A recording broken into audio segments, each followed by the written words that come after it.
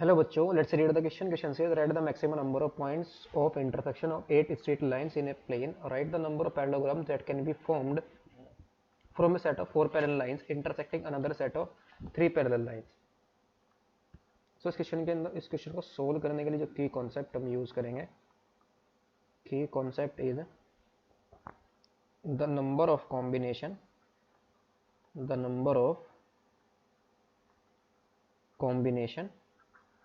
of n different things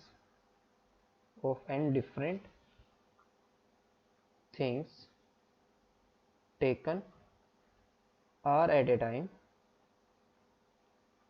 is equal to क्या होता है हमारा NCR के इक्वल। NCR हमारा क्या होगा n factorial upon r factorial और into n minus r factorial. अगर हमें n डिफरेंट थिंग्स में से r थिंग्स को सिलेक्ट करना हो तो उसको कितने वेज में हम सिलेक्ट कर सकते हैं? NCR वेज में हम उनको सिलेक्ट कर सकते हैं, NCR वेज में सेलेक्ट कर सकते हैं उनको। तो नाउ सबसे पहला पार्ट है हमें नेक्स्ट, अगर ए टोटल लाइन हमारे पास कितनी है? 8 लाइन्स है। फर्स्ट पार्ट टोटल लाइन्स कितनी है? 8 है। तो हमें इंटरसेक्शन पॉइंट कब मिलेगा? जब दो लाइन इंटरसेक्ट करेगी। तो total maximum number of intersection point, so this implies maximum number of intersection points. जब दो लाइन इंटरसेक्ट करेगी तभी हमें इंटरसेक्शन पॉइंट मिलेगा। तो मैक्सिमम इंटरसेक्शन पॉइंट हमें कितने मिलेंगे? 8C2। तो फाइनल ये कितना आएगा हमारे पास? 8 फैक्टोरियल और अपॉन 2 फैक्टोरियल और इंटू में 6 फैक्टोरियल। तो 8 फैक्टोरियल हमारा कितना आ जाएगा? 8 इंटू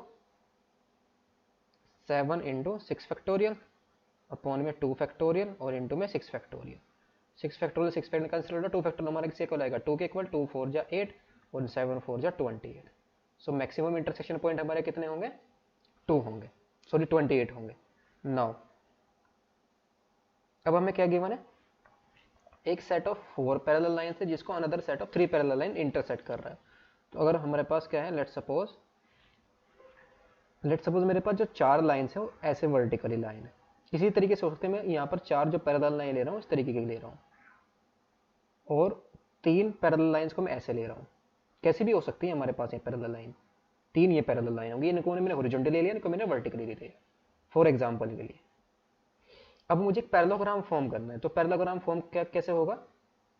जब अगर मैं इन दो, ये मेरे जो वर्टिकल लाइन है इनमें से अगर मैं कोई भी 2 लाइन चूज करता हूँ और इन जो ये जो हॉरिजॉन्टल लाइन है उनमें से भी 2 चूज करूँ और जो वर्टिकल लाइन है उनमें से भी मैं कितनी चूज करूँ? 2 लाइन चूज करूँ।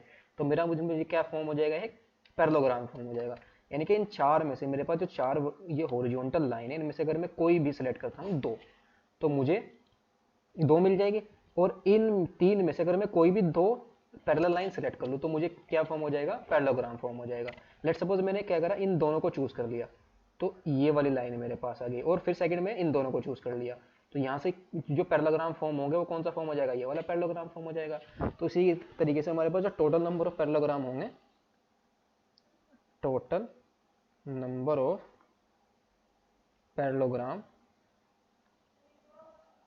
पैरेललोग्राम ये कितने होंगे? 4 लाइन में से हम क्या करेंगे? 2 लाइन को सेलेक्ट करेंगे जो 4 पैरेलल लाइन है और जो दूसरी पैरेलल लाइन जो इनको इंटरसेक्ट कर रही है उनमें से हम क्या करेंगे? 2 को चूज कर लेंगे। सभी को चूज करेंगे। पैरेललोग्राम के लिए अपोजिट साइड हमारी क्या होती है? पैरेलल होती है। दोनों पेयर, यानी कि दोनों पेयर हमारे क्या होंगे? पैरेलल होते हैं। तो इन दोनों पैरेलल यानी कि जो 4 पैरेलल लाइंस उनमें से भी 2 को सेलेक्ट करना होगा एंड तो प्रिंसिपल मल्टीप्लिकेशन यूज करेंगे और जो 3 पैरेलल लाइन जो इनको इंटरसेक्ट करी उनमें से भी हम 2 को सेलेक्ट करेंगे।